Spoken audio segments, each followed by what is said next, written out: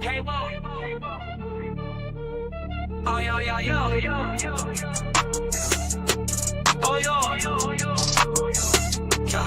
I came up from the struggle, now we stacking chips. Black Wall Street, we rebuilding from the pits. Politics and business, we beyond rich. Donnie Glover Show, watch her shift the switch. Donnie Glover Show by BMOnews.com. Spotlight on the hustle where the real ones come. Every episode, dropping knowledge, dropping bombs.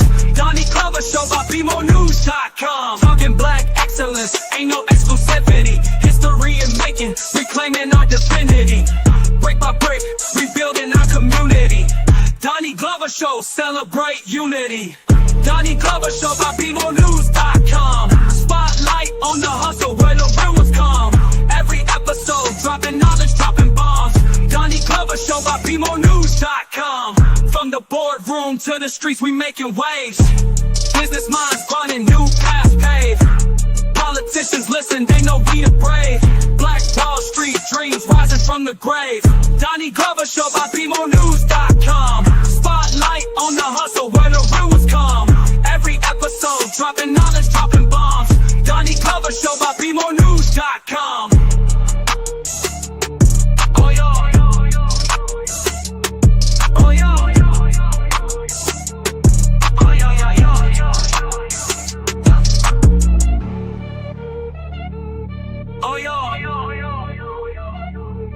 Oh, yo. Oh, yo. Oh, yo.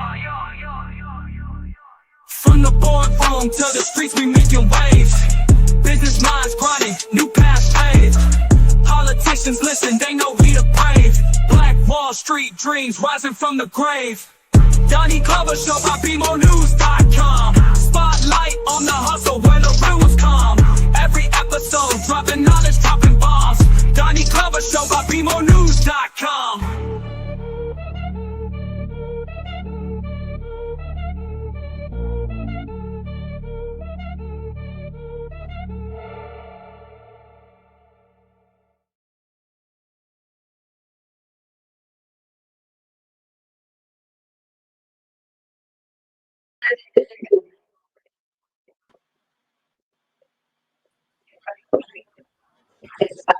Now, sit down for me. I gotta do a second. Introduce yourself.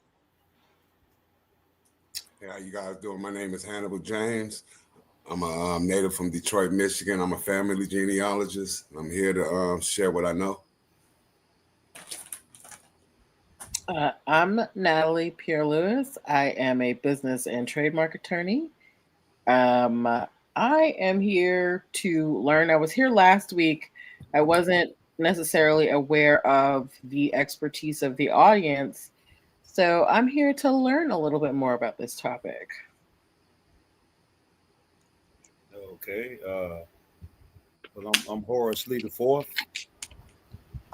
Chicago, Illinois native, and a student of all of the great masters who at some point I will read off my list as a dedication. Good stuff. Well, I want to thank you for your patience, Natalie. I had to finish up with school. Just want to do a recap of some of the things we've talked about. We've talked about, for instance, who we are, and we've come up to a general understanding that there's a growing group of melanated people who look like us in North America who are reclaiming their indigenous ancestry. And I don't know if you have seen it, but I'm seeing it on all social media. And younger people, I'm 60, younger people, 30, 25 are leading the way. And they are unapologetic. They're angry. And they have a right to be. I guess as we get older, we learn that anger is dangerous for us. But we remember those days. Hannibal, you remember being 20? Yes, I do. Yes, I do. And I had the same type of ambition. I remember I first started off like 1995. I was 21 years old. I started off finding knowledge of self, reading reading the basic things like the 5%ers would show, and my knowledge grew from then. But I'm really impressed by this younger generation, how they out here pushing this cause and reclaiming our ancestry. Horace, does it make you feel like people older, 50, 60, that we missed something? Or is this resurgence, this generation carrying the ball, merely a continuation of your awareness, of Hannibal's awareness, going back years? It's like a snowball effect.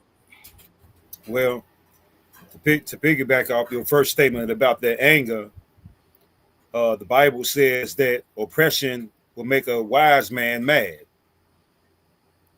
And as far as the Honorable Prophet Noble Ali, he said that that children, you before the European came here, you were here for thousands of years.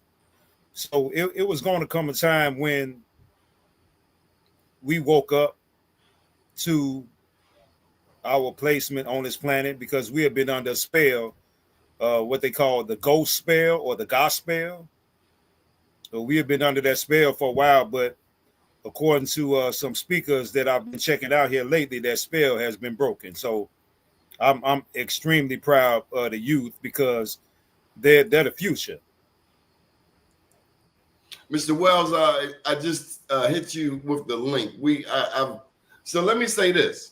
I have met now Hannibal. You're in, where'd you tell me? Mississippi. Detroit. You're in Detroit, right? You from Detroit? Natalie, you from the DMV? No, I'm originally from Boston, but my family is from Haiti. Okay, and Horace, you Chicago, Chi-Town. Yep, and my grandfather's from Haiti by way of Morgan City, Louisiana. Mm-hmm. Hey, cousin. hey, cuz. You think of the unity. I was in New Orleans, and there's no mistake of the connection, the relationship between Louisiana, Haiti, and they both are, have French influences. Of course, in Haiti they speak French. I would imagine an indigenous languages, or a tribal, a people's language as well. Natalie, I mean, Haitian Creole would be that. It's basically taken everything and then put it, like all of the islands have either their, what do you call that, their patois or their Creole. Haiti has theirs. So I gotta say this, Horace, this lady is a lawyer. Okay. Yes. I came on last week, sorry, and Donnie, he had asked me to research the Dawes Commission and the racial identity or the racial equity. I forget the name of it. Integrity Act. Integrity Act. But the thing was, I was not aware of the type of audience that I would be presenting the information to.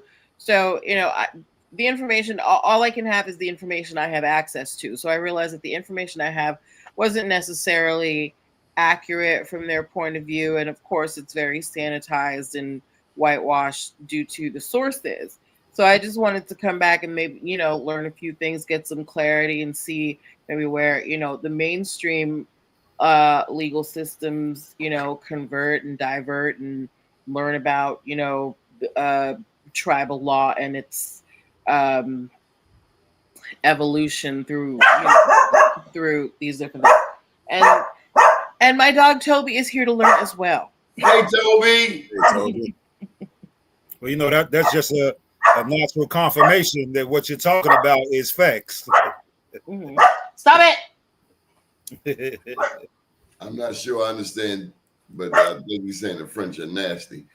So one of the things I asked her to look at was the land we lost, and you looked at. Did you look at what happened with Walter Plecker in Richmond, Virginia, the declassification of melanated people, Natalie?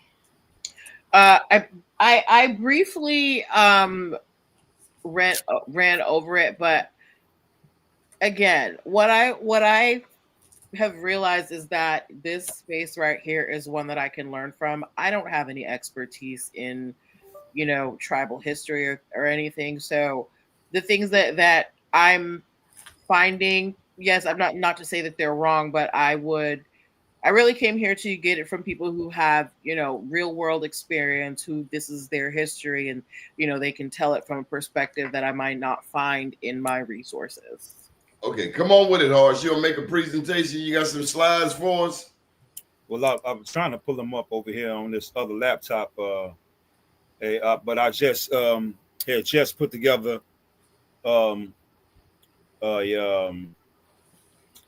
it don't nothing want to work right, man, when you need it the most. Well, let me put this to you. Did y'all see the lynching in Mississippi? Yeah, I seen something about it it was on a campus, right? I never even heard of Delta State University in my life. I thought I knew something. I don't know nothing. Have you ever heard of Delta State, Natalie? No, never. Yeah, and they say there's something ironic about the placement of where they hung the person at. Said it's like in the middle of the campus. The middle of the campus, and it's like somewhere towards the presidential council or some things like that. Is that recent? And yes. they want us to feel America is throwing this, oh, don't you feel a certain way for Charlie Kirk? And then, a few days later, a black man is lynched in Mississippi. Mm-hmm. America, we done caught, what's the fastest train out there? The maglev? That's how fast we're going backwards.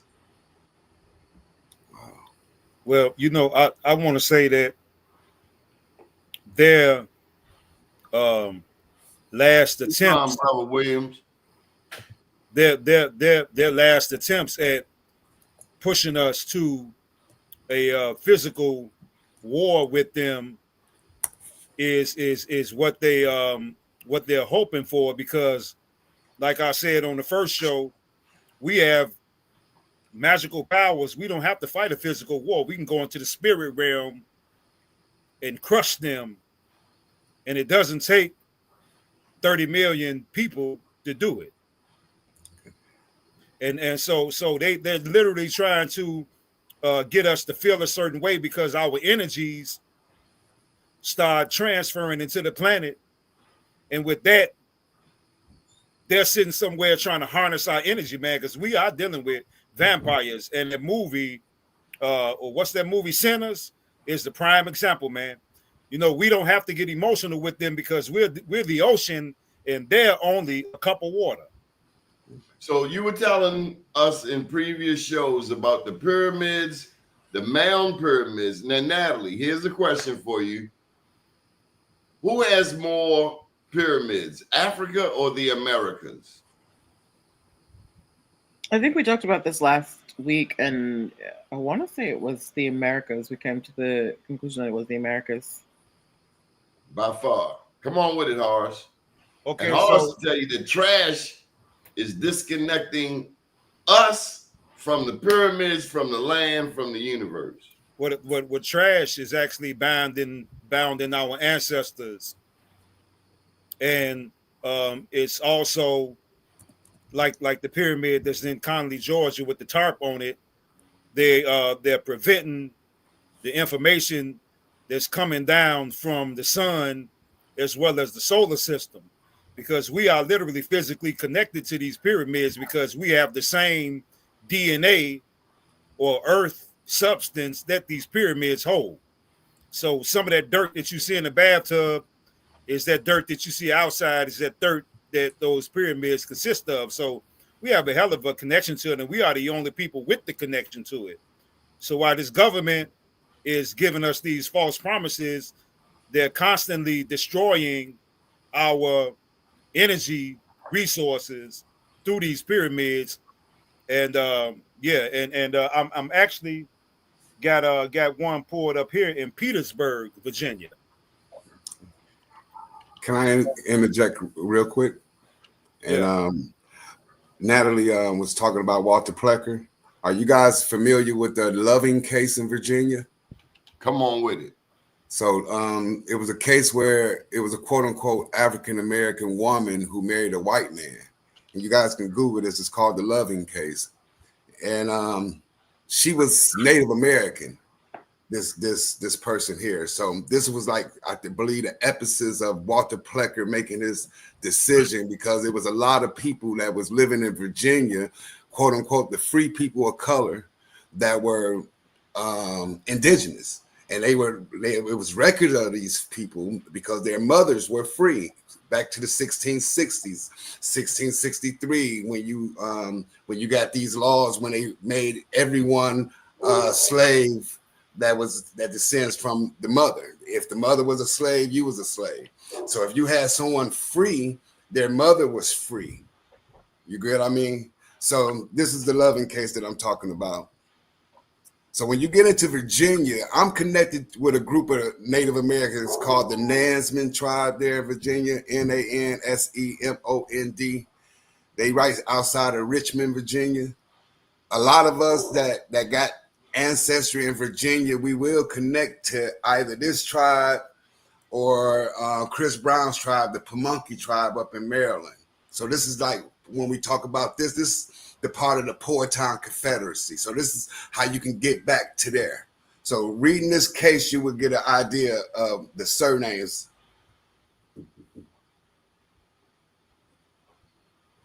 Are you asking me? No, I'm just saying this case right here will give our viewers an idea of the Loving surname and what, because the Loving family had like this big estate there in Virginia.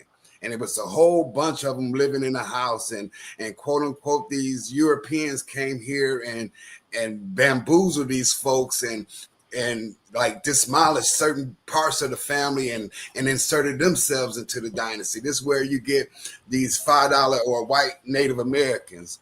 So you will see it with this Loving family out of Virginia. And what was the end result? What we have now.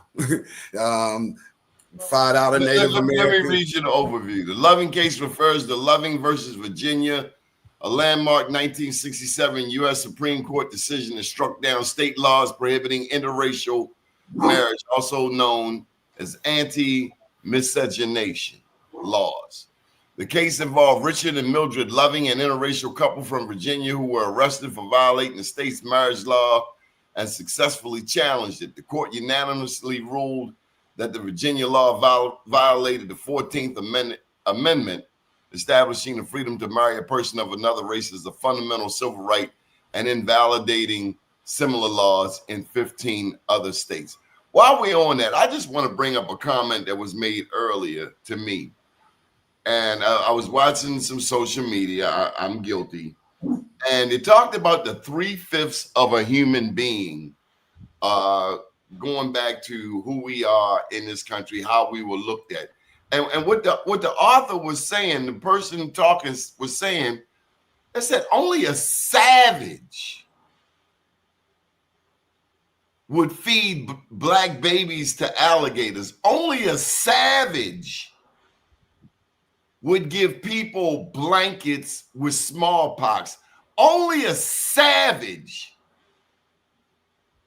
would turn around and kill the very people who taught them how to plant corn.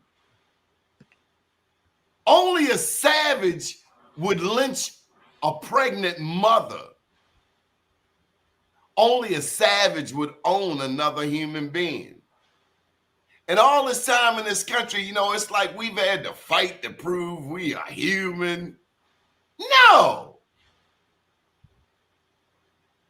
We are not the savage. We are not 3/5 of a human being. As a matter of fact, the speaker went on to say that we are the humanity of America, and it is the humanity within us that actually has saved America thus far. They flipped the whole script. Me a savage? No, that's you feeding black babies to alligators, terrorizing people. Joy Reid went off. He said, hold up. You got Congress, you got the White House, You got white privilege. You got entitlement. You closing down museums. You getting rid of history. And you still crying. I don't think there's nothing they can do to stop this truth from coming out. Well, you know that's true, but you know, I was telling the sister Brenda that that I think that I'm going to rename my title as the solutionist, because we already know for the most part, and we come into remembrance of who we are, but there are literally times for solutions now. Because see, we can keep on for the next decade. Oh man, we was in America first. The pyramids is here. Then they found some bones, down in Jamaica. There's 60 million years. All that's beautiful. But while we're still doing that, we still are dealing with an open enemy that's on our land that is disrespecting us. I mean, anytime you feel comfortable, they feel comfortable enough to go into a sister's house and tell her, I'm going to shoot you in the face, and then do it. And you don't get any type of backlash from the community. I seen more people online arguing about who's the best between Michael Jordan and LeBron James. So it's literally time for solutions, and our solutions lie in our spiritual, quote unquote, magic, of our voodoo. It was one comment by one. I think someone's in the chat with the name Yan, and they talk about the Bass family. That's one of the families I'm talking about with the free people of color. So when you go into Virginia, it's not too many families of African Americans when you go into Virginia. So that's why I'm trying to. I'm not sure what you're trying to do. I'm a little lost when you talk about names. What are you trying to say? There's a list. Every last one of us, like you got the last name Glover. Your last name, that Glover last name, has a history. So what I'm trying to say to you is that if you have ancestors in Virginia and you can get back to the time right before emancipation, maybe the 1900s, that's a good point. And that would lead you back to these records that I want our listeners to find. See, like for myself, I didn't know my mother's side of the family. I met my mother's father one time. I knew his name was Edward Harris. So doing my research, come to find out the Harris family is a free people of color family. Not then, as I'm going years on, I'm researching that this Harris family is also connected to my father's mother's family that was free people of color, the Gibson family. So I done threw two families, Harris and Gibson, from Virginia and Maryland, then the Bass family, then the Loving family. So if you can find your connections to these certain free people of color, then you will have the documentation that you need to be to bring a case to these folks. Okay. You know what I mean? Now, suppose a person doesn't go that far. Why would they still want to hear and be a part of this conversation? Some people, they found out great grandma was a Blackfoot, and that may be enough. Others want to go back and get the card. But what's how do we bring all of this together? So what? You found your ancestry, just playing advocate, devil's advocate. So it's pride in knowledge of self. If I can share my screen with you, I'm going to show you a census of my second great grandfather in 1870. So let me see if I can. How can I go about sharing my screen? I just got to do a video file or okay, share screen. Yeah. Okay.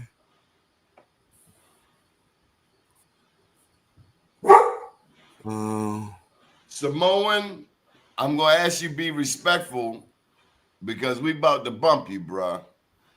We have a respectful show. Everybody respects here, and these comments getting a little ugly over here. So let's be nice, please. No, why you looking that up, brother? I stopped talking when when you get it together. But what I want to Well, say let's is go that with what we got here. What you got? So I'm on the ancestry right now, and I'm searching for my second great grandfather. And I know in 1877 he was named Ned. He used using the guy who enslaved him, Ned Whetstone. Respect, Simone. Thank you. So I'm gonna go here to the 1870 census, and I'm gonna show you how knowledge of self can help a person. You guys can see my screen, right? Yeah, we can see it. It ain't the biggest thing, you know. Okay, let me see. And this is not a plug for ancestry.com. We don't believe in none of them. Actually, I don't. Well, I'm just talking about the documents here. Okay. So if you look here, this is at the top is my second great grandfather, and that's my second great grandmother, and I that's can't my. read it. What's it say? Okay, say Ned Whetstone. You guys can see that. Oh, that's a lot better. You see that, guys? Yep. So this is my second great grandfather in 1870. He's 23 years old, and his wife is so my second great grandmother is older than him. And then it goes here, it shows his property value of personal estate. It was $100. And then it goes, says the other thing, the education. Then it asks, could he read and write? Because he could read, and it's right here. You see everybody in the household at this point, it checks those that can't read and write. He can read and he can write. His son, see my uncle, my great uncle, he was only 4 years old at the time, and he can read and write. So this is the knowledge of self that I'm talking about that can inspire a person. You get what I mean? Knowing that type of knowledge. Well, I'm gonna challenge you. That's evidence of what we've already known. Those things have been hidden from us forever. Right. But it's like, you got a lot of us that got if we waiting on that to feel good about ourselves, our ass in trouble. Right. I'm talking about, well, for us, because every family is different. We still have that land that my second great grandfather had in 1870. We still have access to that land today, and it's 2025. So me seeing the actual documents and how it came about, and because I don't know the story, but I can fill in the blanks by finding certain documents from the past. I guess what I'm saying, Hannibal, now that we know that, so what? Now that we know who we are and all of that, a man got lynched in Mississippi yesterday. What are we willing to do? What's the next step? How do we because it seems like we got. How that happened in 2025 on a black college campus? Natalie, it's a black school. Yes, it was an HBCU. What the hell? But where may I ask what is the connection between knowing your native ancestry and lynchings? I would like to know where that last part. I couldn't hear that last part. Native ancestry and lynchings, modern day or past. I just asked them. I said, now that you know who you are, this is 2025. What difference does it make? They're lynching us as if it was 1705. See, if I can intervene, please. What I was trying to say is that we literally have to go back into our voodoo. And dealing with what is that, Marcos Major Surf, they won't wait race wars because that's the only way that they could beat us.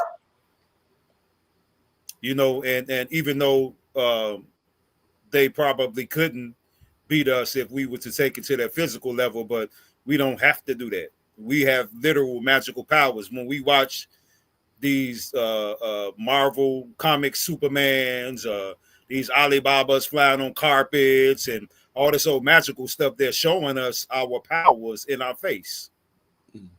And due to the fact that we fictionalize it, we think that it's something that's in fairy tale land, because other than that, if we keep on relying on the same government that created this problem to fix this problem, then we talking about another 500 years. But I gotta put this out there. I gotta put this out there. I've heard this, and I just want to bring it to you. I am not against Africa. Africans, Pan-Africanism. This is how I see it.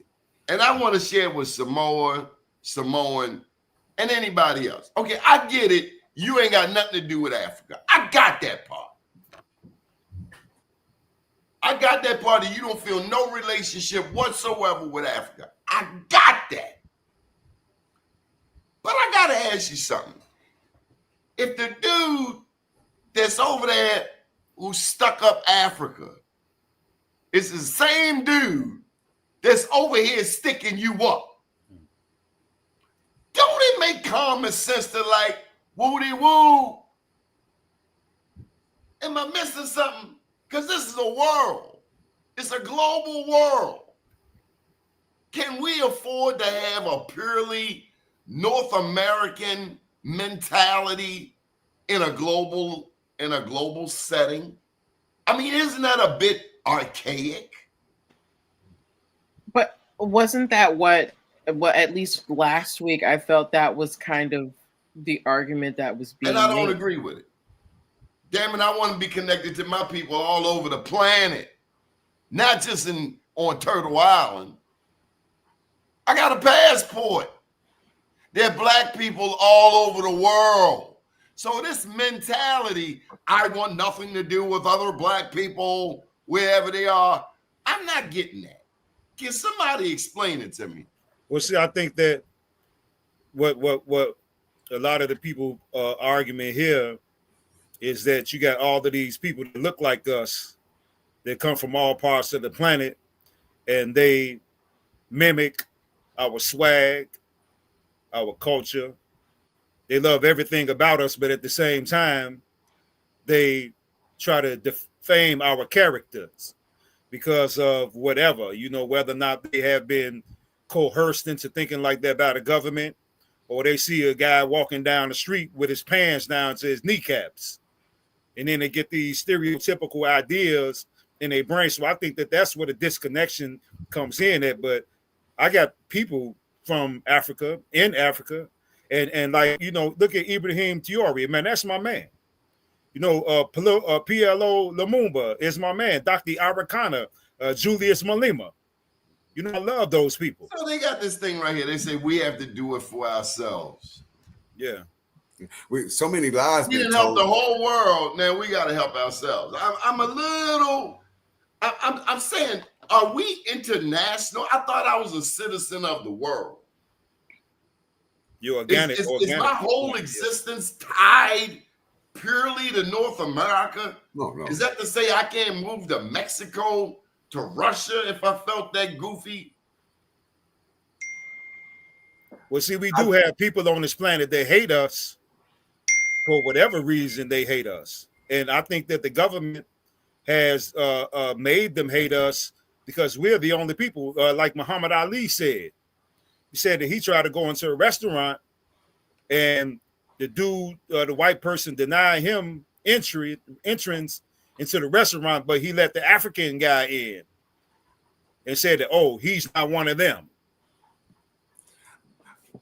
I believe some more. I'm trying to follow your lies going. He says you can't be everywhere. In fact, you have no idea of what separates West Africa to North Africa, do you?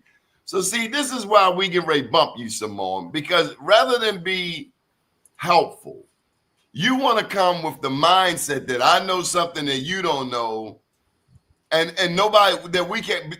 This is a learning environment, and that's what you miss. No. I was just trying to add that I think that here in the time we've been here, so many lies been told that we don't know what to believe. That the connection to Africa or having African ancestors. Nowadays, a lot of people don't believe that. They don't believe that it was Africans that came to the Americas on ships. They don't believe that the story that's been told, but it's truth to this.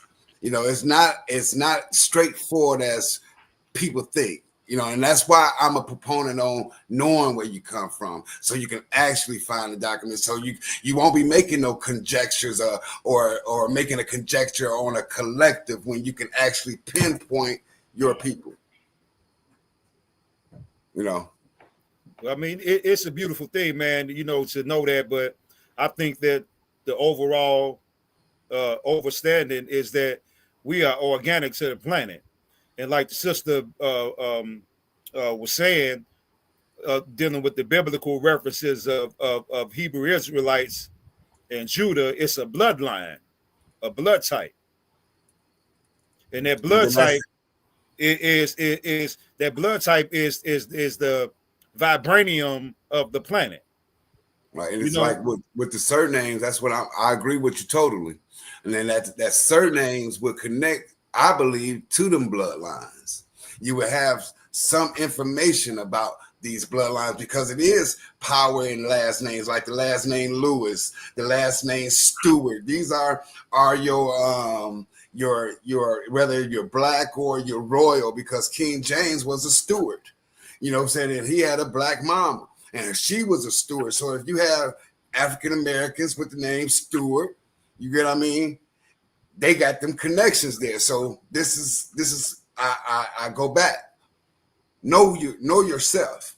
You know, know the history of the collective, because now you can actually see what happened. You get what I mean? You're a part in it all. You know? Yeah, well, I think that we think that because people have black skin that they're us. Right. That's not true, man. All skin is not kin. Like I say, the first colonizers that came here were probably blacker than us, hair nappier than ours. You know, but our power, you know, I don't think lies in, you know, it's a beautiful thing to know where we come from and the bloodline and the surnames, etc. And I don't disagree with that. But like I said, our power lies in our voodoo. Our power lies in our magic, you know, in our spiritual magic. You know, praying, the word pray in itself, it's a predatory language, you know, defined in one word. That's not how we do it, man. We literally have to go back into what our ancestors knew, how to talk to the ancestors, how to deal with the elements, how to deal with Mother Nature, the earth itself, because we're dealing with alchemists and a priesthood that know these sciences, and they're continuously doing everything in the book to keep us in left field, away from our real sign. We want to pray to a god that they brought over here from Europe, or we want to bow down to a god that comes from Arabia. That's not our thing. And like I keep saying over and over, we keep on doing the same things and expecting different results. That's classified as insane.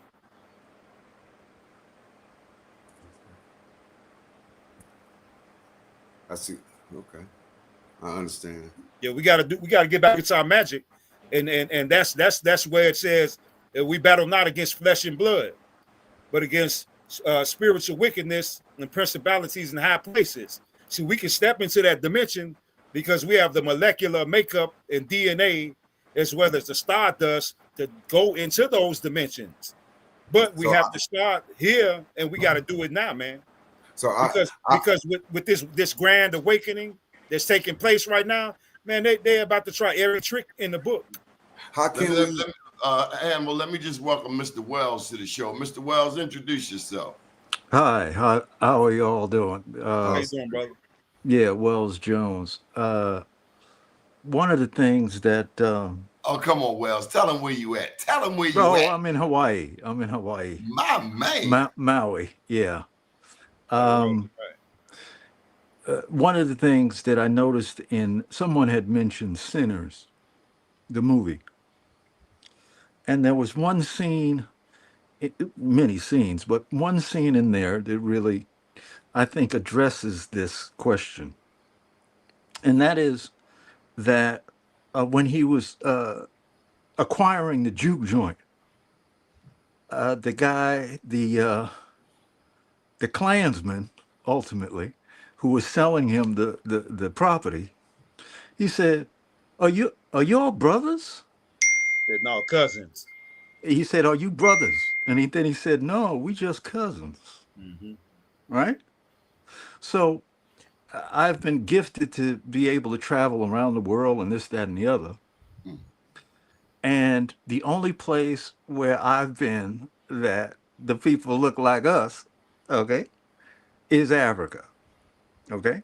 So I would say they are cousins. They ain't us, clearly, but they are our cousins. So we are clearly related, right? But we're here now. Simone, you Here. being real disrespectful, bro. And I can't take no more. You there, got to there go. there's something really important about us being here. Okay? Because at this time, this evolution, this planetary trip that we're on, okay? We're here. Okay? Now, in terms of the relationship to colonialism, colonialism is always about land. Okay? So these evil ones want to always separate you from your land. Okay? So all of us, our people is from here, been here, and will remain here. Now, the other brother who was speaking on the science, okay, of voodoo, okay. See, And I understand that this is Black power. you can replace the word voodoo with our spirituality. That's True all it indeed. is. Okay. True indeed. And True indeed. we have just like any other, whether it be Tibetan or whatever, we have our rituals and our understanding of the invisible world and our ancestors. It's incumbent on us to connect as much as we can with that because that's who we are. That's what we do. Okay? It's not when we wear feathers or whatever, it's not like we are praying or we are saying that that is the all encompassing God. It represents a symbol of the energy, True indeed. True okay? indeed. Of the energy that we can access. Why? Because we come from the land, right? But we're more than that, okay? We're the stewards of the land, okay? So we have to reconnect with our spiritual values. This current society wants to show that that is a fallacy. Hmm. Our greatest gift is not a fallacy, but we got to use that. In the same token, obviously, we have to protect ourselves, okay, from the evil ones. And I say that in terms of history. As me and Donnie were talking earlier, and he said, well, if a cat lied to you, right, and then lied to you on a consistent basis, you can't believe him. Okay? That don't mean you got to hate him, but it means you got to keep your eye on him. Okay? But I'm only here to listen, but cultivate, as the brother said, our secret power, right? And that secret power, as strange as it may seem, is cloaked in love for each other. Now, all the other people benefit from it as well. So it's not, it's not a gangster thing, but nevertheless, it is our thing. Let So me we pass the ball. okay. Hannibal, I cut you off. No, I agree totally, and I enjoyed how he just explained everything about our power, and I was just I think our power gonna come from many angles because we were documentary. We did document things. We did have spiritual connections. So it's gonna take I know it's a complete overhaul. So we got to jump in where we at. And like we started off, we had a good place because we wasn't talking about these things 4 or 5 years ago. Having a connection to this land and we had a lopsided view of things. So the information is there, and I just wanted to share what I learned. Some things that I learned about different people and different connections. Well, let me share one thing I learned. I learned a long time ago. I was about 18, so over 40 years ago, that voodoo is black power. Do you want to take this, Natalie? No, because I do not have a strong history in that. Because this is my understanding. This is where I'm a little disappointed with Simone. A lot of times we hear things about black people, melanated people in another country, and before we even investigate it for ourselves, we already take the white boys' translation of it. I'll give you a classic example. The Idi Amin movie, I think it was called Amin or Edie back in the day. And they showed a piece in that movie where he cut a piece of the man's his boy, but his boy got killed. He had his boy killed. I'm not sure how it went down. But they made it seem like Idi Amin was a cannibal. All I know is anything America tells me negative about Haiti, about Idi Amin, about black people, it's the same story. And that's where the part about, they just said they in Burkina Faso, they speak French, that has nothing to do with us. I don't buy that, Elder. Well, if the thing about us is we could have on a brand new white suit without a spot on it, they're gonna find something to say about it. Oh, he had a piece of thread sticking out of one of the buttons. All I ever heard about voodoo it's always gonna be something. Come on, Andy. What is voodoo? Voodoo is just a religion. It's our way of speaking to God. And where you That is let's unencumbered and unbastardized by white people. And for the record, where are you from?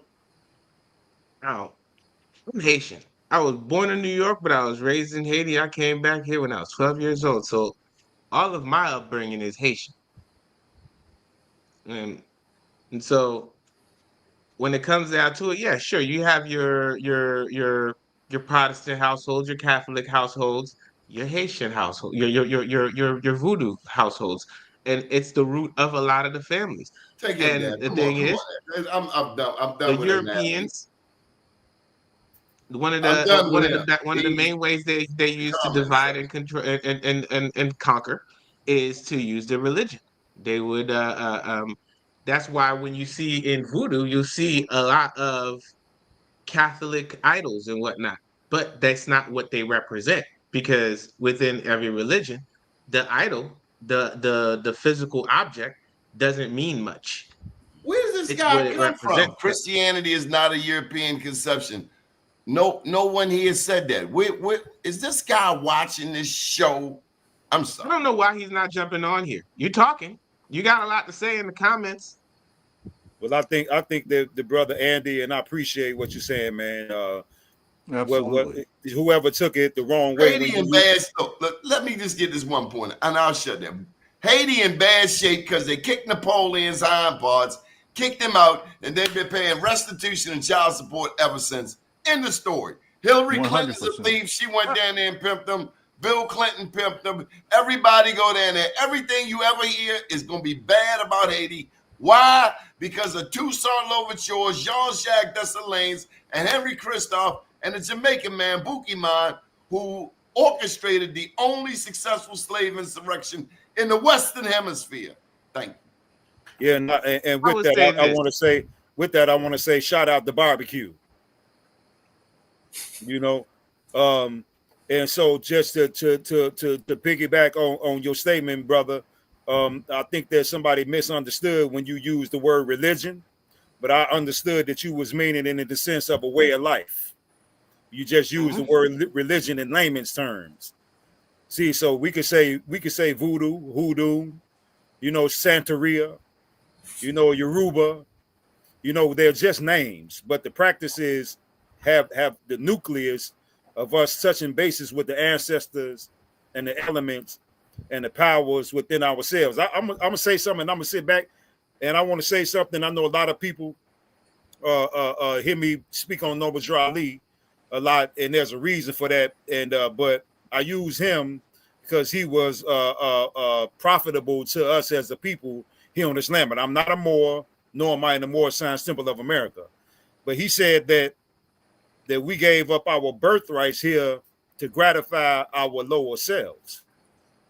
But he said that we will once again regain our heritage, but we must do it in a conflict that cannot be told with words. And within that same sentence, he said that let us know that the cherub and the cherubim who rule the stations of the sun and the spirit of the mighty Allah are our solar guides and our protectors. Now, if anybody heard what I just said, man, I want you to go back and listen to everything that I just said that brother said, man. Yeah, You know, so it's inevitable, but we have protectors and solar stars and elements and ancestors. That's why they gave us the Bible and put this religious malarkey on top of it to get us away from our magical powers. Well, I mean, the thing is, like, when you talk about magical powers, it starts, you start thinking about the elements of faith and what makes things move. It's hard to think that everything is disconnected. Like, the fact is that your ancestors, they still here, they do stick around, they do protect you, and they do look over you. Now in the voodoo religion, they definitely do take respect to that. They pray to they pray to the different they pray for the ancestors, and they care for the spirits and whatnot. Um and yeah, and to speak to what you were saying is that by introducing this foreign religion, this Christianity, because the thing is, the dude said that Christianity is from the Middle East, but I would argue that Christianity, as we know it, is a European concoction. I don't know what Christianity was intended to be when they first came up with it back in those days, but that's not what we have here today. It's not what has ever been used as. It's always been used as a weapon to control populations. And so when you take it, when they took Christianity and brought it into black communities and used it to separate the black families from their ancestral roots, they're talking about, like, even in Haiti right now, you have this division along the lines of, your Christians who are like, oh no, we don't mess with the voodoo people. And then within the Christians, they're like, we're Catholic, we don't mess with the Protestants. And it's like all of these divisions and subdivisions that keep the country from coming together, so everybody sees each other as an enemy. And then on top of that, then you have the classism. Your 1% who has everything, and then everybody else just struggling. You got your people who the working class, they're waiting 6 months for a paycheck. And the crazy part about it is they work for the government. But all of this is by design. It's by design because if a country like Haiti were to turn around and thrive and turn around and rise and become a budgeting country, that would make that. Can you imagine what Africa would look like had Haiti just been on pace and never been interfered with by France and everybody else? Like,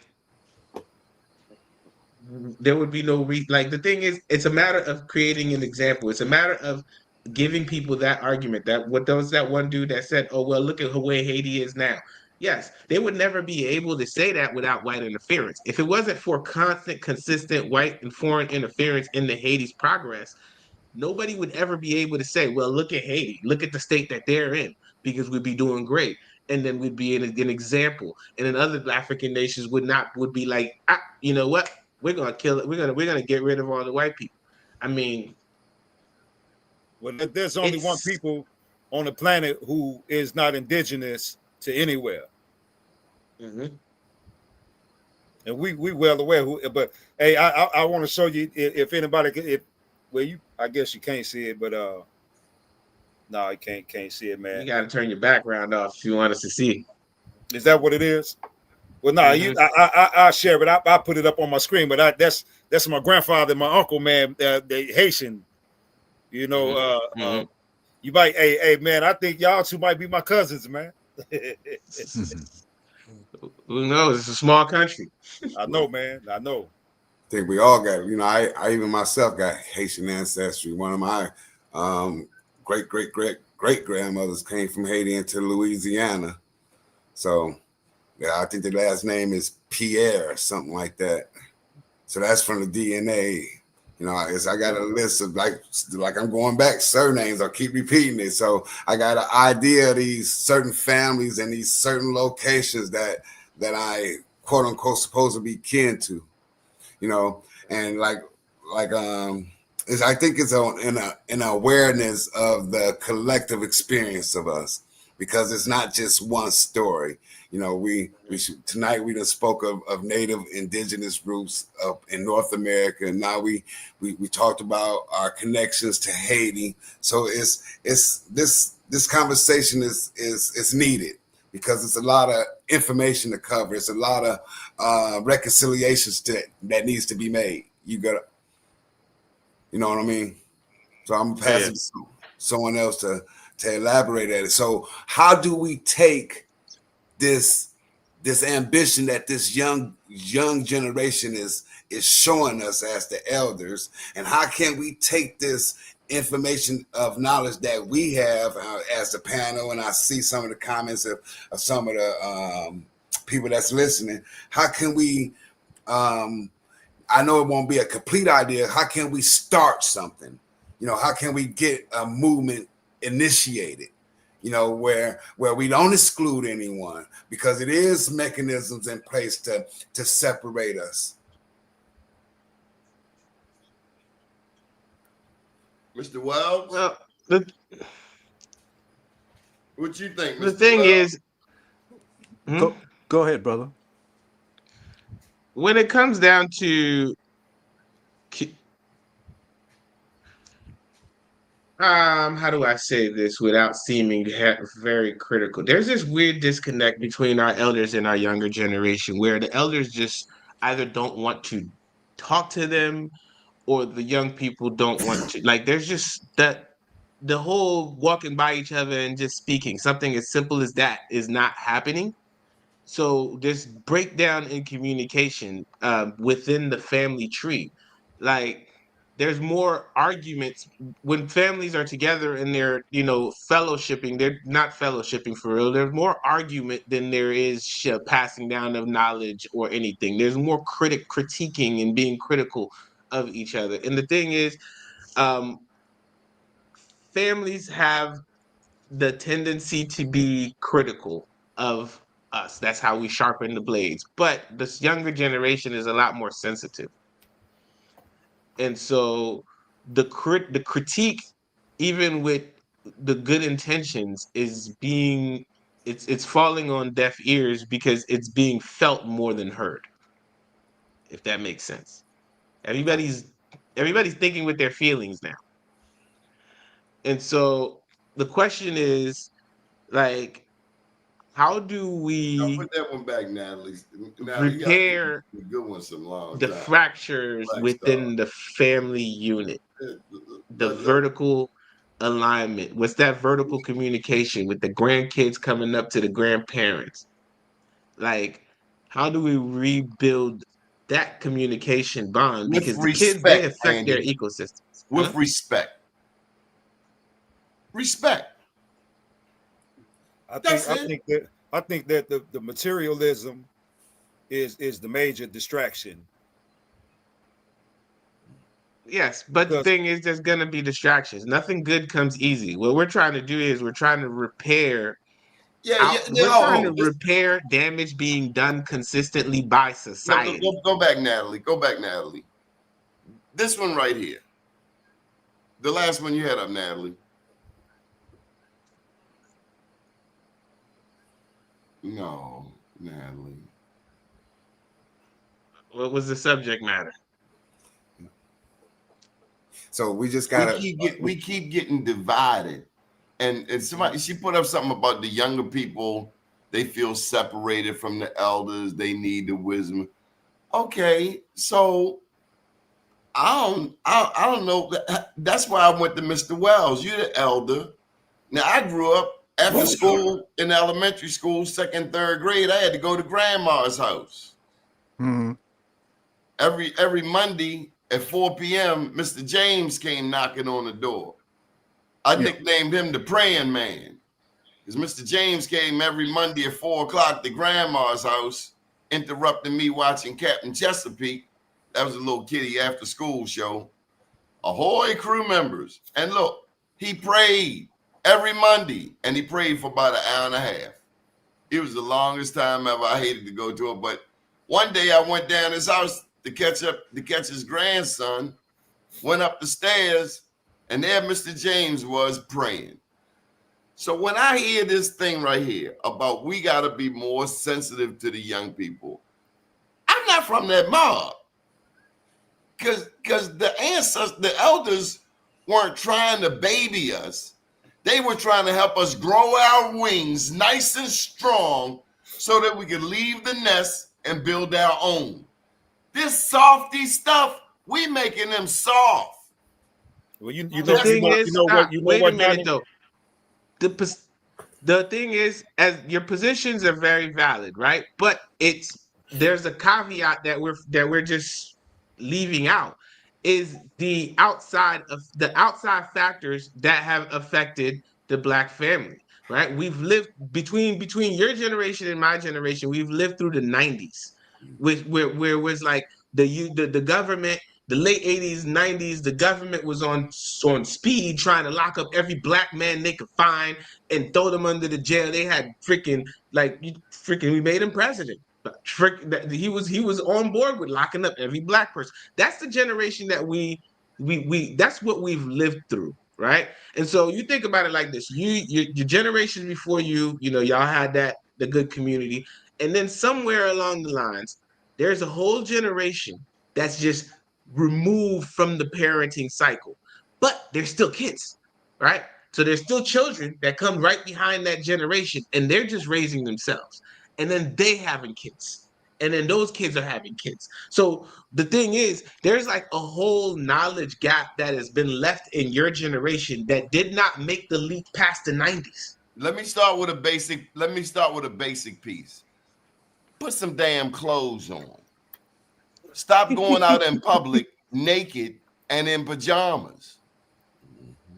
The women we grew up under, when they went outside, they were done. Their hair was done. You know what? Guess what? Their hair was done. When I go out to when I go over to Hazelwood, them 40-plus-year-old women be in the bodysuits, be having everything hanging out too. So how can we say to the younger girls, don't do this when they look at auntie and auntie's doing that? Well, see those women. You're right. Those women are in their second childhood, and I Trying want to keep up with the young girls. yeah, that's exactly what it is. And I want to say that what a lot of the younger generation, whether they know it or not, the majority of our leaders that we praise were YNs at the time. I just had to jump in and with this commentary about the women and the generations and learning. Yeah, there is something to be said about people having young kids and essentially having to grow up themselves as they raise children. So yeah, there is that knowledge gap. But this whole why is it that when we talk about, dress and things like that in mixed spaces, meaning white and black, it's like, well, we don't have to adhere to respectability politics, but then in these circles, we reiterate the same rhetoric. I'm not sure what you're talking about, but if you're my daughter, you will have some damn clothes on when you go outside. Else, don't come around Okay. me. Okay, That's but what I'm not talking about, being scantily clad, but if we're talking about, let's say, Oh, that's what I'm talking about. I'm talking about naked. When I go okay, outside but and I go to the rural what farms, about the bonnets? Like no, like okay, oh, like oh when yeah, that's not from my generation. when No, Monique I'm not made that buying it. commentary about No, can no, may I say something? no. May I say something? When Monique made that She commentary was right. about the bonnets and going to the airport, okay? Yes, you may feel like there is a certain style of dress that needs to happen when you go outside. Listen to what I'm saying. But if we are to say that we don't have to adhere to the standards of white people, This ain't right? got nothing to do with white people. Listen to what I'm saying. I'm saying that issue may have been bastardized because we were trying to move away from this respectability part, right? So Who? maybe that's a little bit our doing as well, because Who we were was like, trying to? we don't, we're like, we don't, we're not doing this for the white gays. We're doing this for, we're dressing because this is black No, culture. I'm dressing like that because my father dressed like that. My sister dressed like that because my mother dressed like that. Mm-hmm. Are the younger folks rebelling by doing these things, dressing the way, getting this response from us? I don't know, but when you got tattoos all over the face, you probably won't be the next president. Yeah, but if you're raised by if you're born to a 15-year-old mother whose frontal lobe hasn't finished forming and can't make proper decisions, yeah, maybe she's not going to make the best decisions. We've always had a village raise us. It wasn't just your mother and your father. There were outside members. So if you're asking what happened to our village is in the middle of collapse, bombarded by social media. Well, a lot of the people, a lot of the pillars of the village are also locked up or dead. We got to remember that. The 70s generation was the generation that the experimentation took place on, because we were a product of the people from the 40s, the 50s, and the 60s, and those particular nuclear families, as well as communities, and there wasn't no softies. And so the 70s generation is the ones who they brought the cocaine down into the into the poor communities that they had povertized. And see, all of these were strategic maneuvers, which, if we were going by international law, then this government, a lot of these people would be locked up for war crimes. They should be. Yeah, they were war crimes. They can get away with it. Yeah, because see, if somebody sat there and took count of all of the over, like, let's say the 70s down to the 80s, in the 90s, of all of the black people who we lost to drugs, all of the black people we lost to gun violence, and things will probably start making the puzzle will be a little bit clearer as to why we're in the state that we're in. Because yeah, sure, the government, the systemic racism, the system is what it's always been. It's been racist. It was built racist. But we don't have something that we used to have. Well, just imagine what we would be at if they would have never destroyed Black Wall Street. See, so every time we or the people in Lenore or Durham, North Carolina, or Rosewood, see, these were strategic because they know that if they leave us alone, we'll have this mother looking like Wakanda in less than a decade. Okay, so now, Natalie, I got the chat. Okay, you barred. Pardon? I got the chat. Okay. So there's another element, I think, that we have to look at. And so Danny was talking about him growing up in the morals and the relationship of the people. However, now we're in a different age, right? Now, the seeds of that was back when Danny's talking about. However, the destruction of that, okay?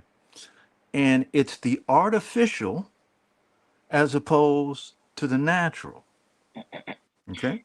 Now, back in the day, there was a thing called TV dinners, right? And I think Swanson would make it, right? And it was an easy, convenient way to eat while you were what?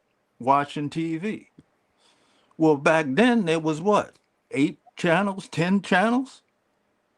Now there's 80,000 channels. Okay? So, what I have observed from traveling in Atlanta, New York, whatever, everybody's addicted to these devices, social media. Okay? That's where they go to see this reflection that they try to be. Right?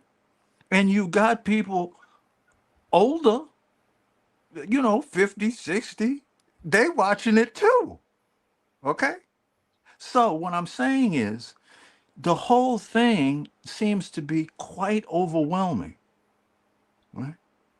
So when things are so overwhelming physically, you have to access something spiritually or invisible to address that.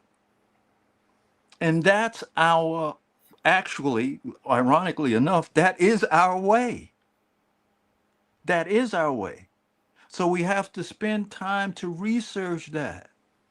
Whether it is a sweat lodge, whether it is the, the, uh, the knowledge of the proper herbs, okay?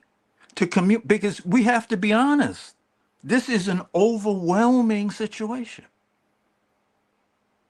So we have to acquire, like the brother said, our special powers that are not material in that sense.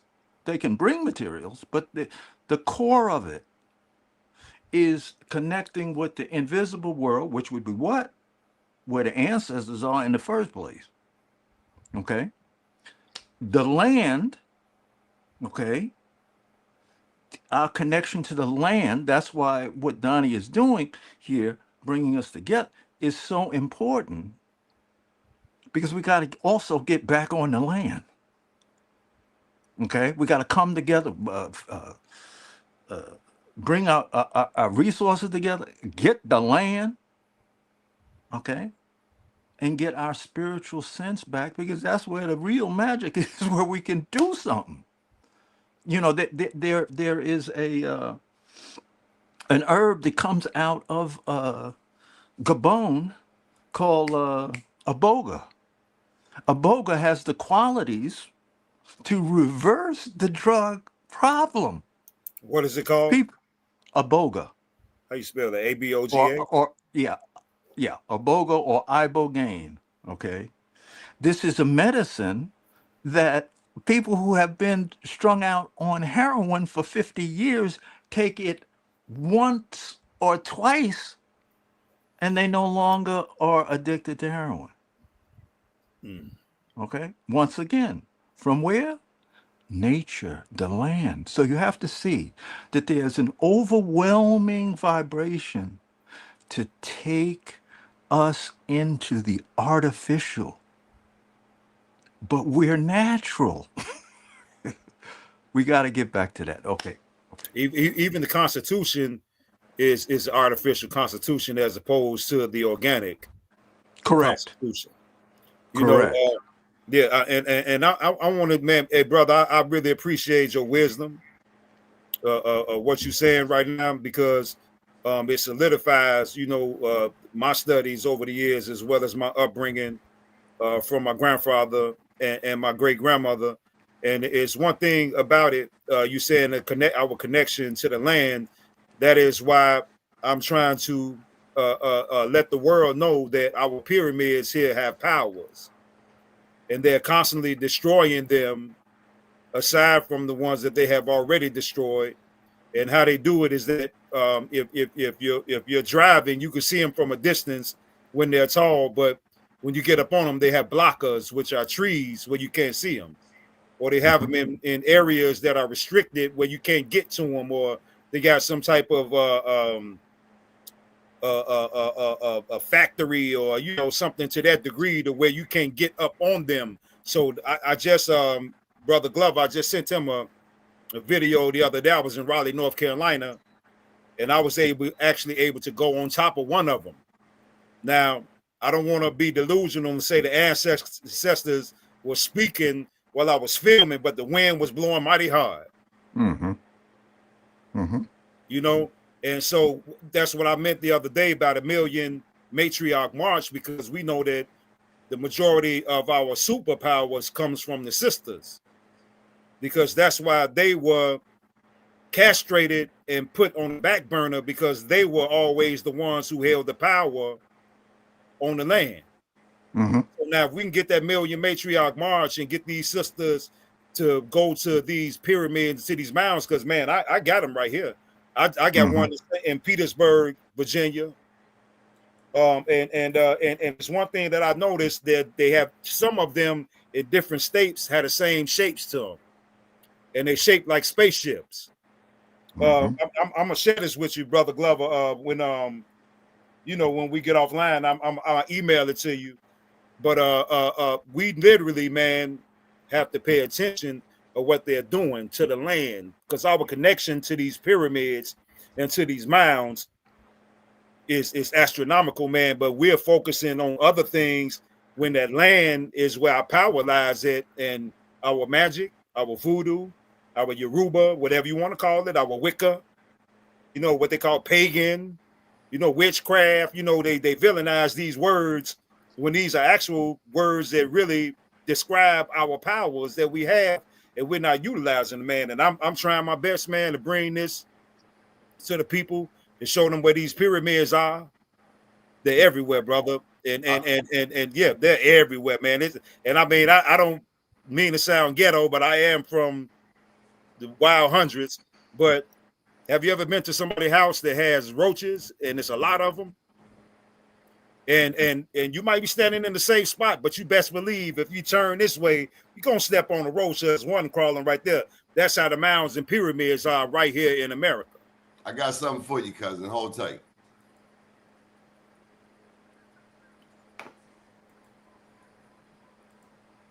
Did it come across? Mm-hmm. What did I do wrong?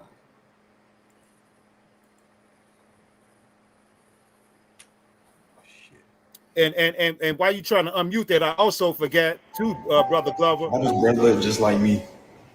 Africa wasn't the only place with pyramids. It was already building pyramids and had pyramids in the Mayan civilization.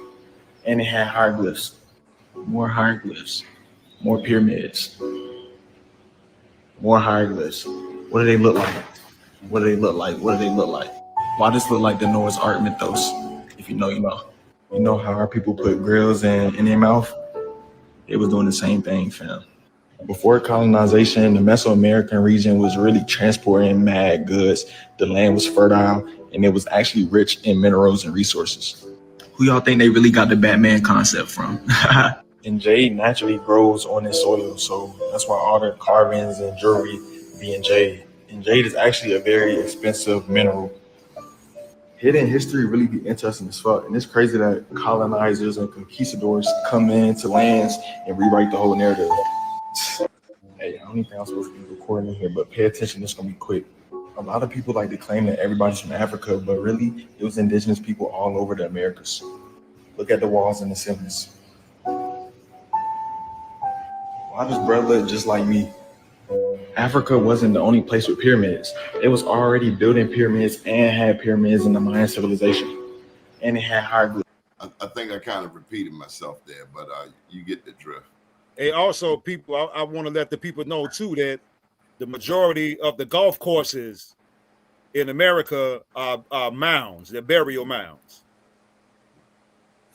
That So last those aren't just happen to be a bunch of hills where they set up golf courses at. Those are actual our ancestors' mounds as well.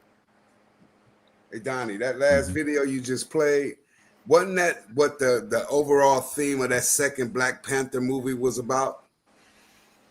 Remember you remember they brought the Quetzalcoatl, the other ones that had the wings on the feet, the quote unquote Mayans, and they was with the Africans with the vibranium.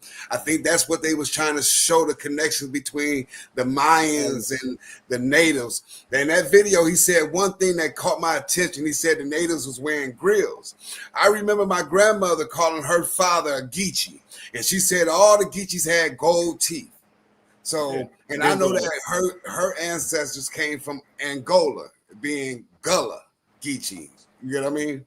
Let me just say this. That video came from Brown Natives on Facebook, the Indigenous American history that they hide. Brown Natives on Facebook. Okay, I'm gonna copy a few pictures. I got so many books I got to dig in them, but I got pictures in the books of the people that were in Mexico. They are statues, and man, when I'm talking about flossing, I'm talking about earrings, necklaces, bracelets. You see what I'm saying? Crowns with the feathers. I mean, they was draped out. They was dripping, man. I mean, and I'm like, damn, man, these people are so. It's in our nature to do these things. You know, why are we more critical of voodoo than we are of Christianity? Because of the colonizers. Now, this guy went all the way in on voodoo, and all I ever heard voodoo to be was something of the people, something that the people use to get their slave master cat off their neck. Well, if we knew voodoo right now, we wouldn't even be here right now. Now, one of the things is this. Where would we be? We would be somewhere living swell. One of the things is this really important, is that when you have a colonizer and they come and they take over your land, right? It's crucial to slow down and look specifically at what they took from you. Okay? Knowledge of self. So, in Hawaii, one of the things, is they didn't want the people to walk barefoot. They wanted them to put on shoes. Disconnect them from the land. Disconnect them from so much that they put razor blades on the sidewalk so they could. Okay. So they take your language. Okay. They take your ritual. Okay. Your ritual is related to your music, which is related to your health. Okay. So even for the people that don't have personal land, whatever, acreage or whatever, you can take off your shoes and walk on some land in a park. It will help you. Okay? You have to look at what they deemed important. So let me tell these younger people, Natalie and Andy, I'm sorry that we didn't give y'all love music. I'm sorry we didn't give y'all some Marvin Gaye, some Luther Vandross, some Anita Baker. I'm sorry we didn't give you Curtis Mayfield. So you got to go home and listen to some Marvin Gaye tonight. That's the best thing I can tell you. All night. They switched it when they changed the frequency of the music to 440 degrees hertz. So they knew what they were doing when they did that, because everything vibrates which means that everything has a tone, which is music. So the music controls the whole planet as well as the galaxies and the cosmos. So as long as they can artificialize the music, they can keep the frequencies low. And I'm under the assumption now with some of these crazy youngins that's going on, man, that they're allowing certain spirits to come in on a negative level to incarnate into the flesh through these frequencies. But everything is about, and I use the word magic loosely, that I don't mean it in the sense that people think that I mean it in. But we, man, our magical powers, man, but our mounds, our pyramids, and like I say, man, they busted up these rock quarries. You know, pay attention the next time you're driving along the highway and it's flat land, but you got a body of water in flat land. But when you start seeing some of the mounds around, these are mounds that they dig up and they put water in them. And you don't even know that before that water was there, it was a whole mound there. Mm-hmm. So they constantly destroying our connection. Yeah. Your thing is they've been covering our pyramids up, our mound pyramids up with trash, making them dumps, further contaminating our ancestors' souls and our further disconnecting us from our ancestors. Yes, sir. Remember Bobby Hemmett said that there's some people was saying that those the 4 little girls that got blew up in the church in Alabama said that the people were riding past the church and could see the little girls in the window. So they had to go there and do a ritual in order to release their spirits from there. So while we and if anybody's familiar with Carlos Castaneda, I know you are, Brother Wells. Mm-hmm. If you know in his sciences in the books that the seers were able to defy death. So they were no longer here physically, but they were here spiritually. So they would go to these locations where those ancestors were. And remember, Benito, who was the apprentice, he was afraid because the ancestors was moving around. And the more he got afraid, the stronger they became. And that's when Don Juan told him, look, man, just calm down and relax. They're not your enemies. So our ancestors, they're still here. Absolutely.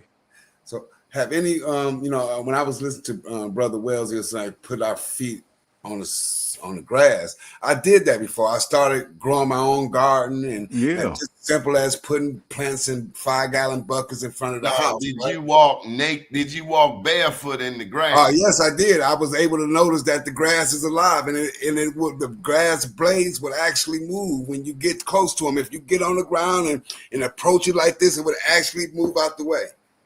Well, I live in West Baltimore, and I better wear some shoes when I walk on the grass. Dogs, and I know that's right. I know that's right. Yeah, most definitely. But yeah, man. Brother, what's your name, brother? Wells. Let me say this. Let me say this. Now, it's tricky because my mother from New Orleans, right? She was a devout Christian. Okay, she was raised Catholic, and then she switched over when she married my father, who was Methodist. Okay, my mother, because I grew up in New York, you know, and I was in the musical circles and all that kind of stuff. My mother every day prayed for me. She would wait for me to come home. I'd go upstairs, and there was my mother on her knees praying. Okay. Now, what I'm saying is in intention of deep love and intention can transform, okay, a religion. Okay. So I don't want to knock anybody who's into that. Okay. If that intention is pure, I'm just suggesting to expand and see what your other people historically used for that same purpose, and it may intensify you even more. That's all I'm saying. So if I'm gathering what you're saying correctly, what you're saying, even though they may use that particular school of thought, Right. their intention is what makes whatever it is that they're trying to accomplish happen, other than They can override it. they That's can what I'm override saying. it. Yeah. Yes, Right. sir. Right. Right. Yes, sir. But like Yeah. I was telling the brother Glover the other day, when it boils down to it, we created Christianity in the first place. Mm. But our form of Christianity always Is consisted of the father, the mother, and the son. We didn't take the female out of the equation because she was the nucleus of the household, or what they say, the matriarch. because we ain't on that artificial bullshit, yo. That's the That's what it is. bottom line. That's what it is. Yeah, absolutely. Family, I want to thank you all for joining us. Any burning desires? Anything you got to say before we get up out of here? Well, I The want one thing is, to do my Brother honor Hawk, list before I go. You got to unmute yourself, Natalie. I just wanted to say that this was a very enlightening conversation. I heard a lot of perspectives that I hadn't heard before. And, I thank you guys for sharing your knowledge and expertise. And I'd also invite you guys to join me Tuesday nights at 7 p.m., where I share my expertise teaching business and legal concepts using pop culture and celebrity news on my YouTube channel. Hannibal. Well, this was an eye-opening experience. I'm thankful for being here. I learned a lot, from everybody. I would like to. I will be there Tuesday to see the legal part and understand everything and be willing to share. Until next time, friends. Good stuff. Horace. Yeah, I got to give out my honors list right quick.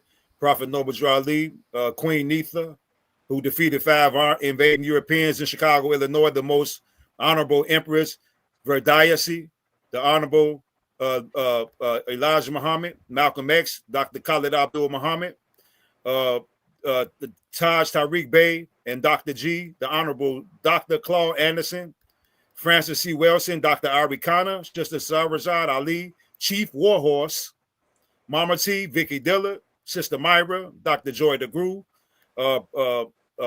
Professor Plo Lumumba, C. Freeman L, Che Guevara, Malachi York, Omali Yeshazali, Julius Malema, President Ibrahim Traore, Bobby Hemmett, Phil Valentine, Nellie Fuller, Fred Hampton, Ivan Van Sertum, Dr. Beard, and Dr. Henry, Minister Farrakhan, Anthony Browder, Dr. Booker T. Coleman, Professor James Small, and a sister on YouTube whose name is LaChris.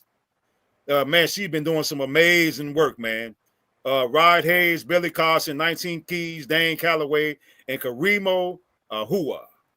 Hey, man, your list getting longer and longer. I'm just letting you know. It's all good. I'm shorting it up then, man. No, I ain't getting in your way. I'm trying to get all my blessings.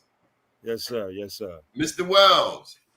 Okay, so this is what my last words here is that Donnie has utilized the technology to help bring us together.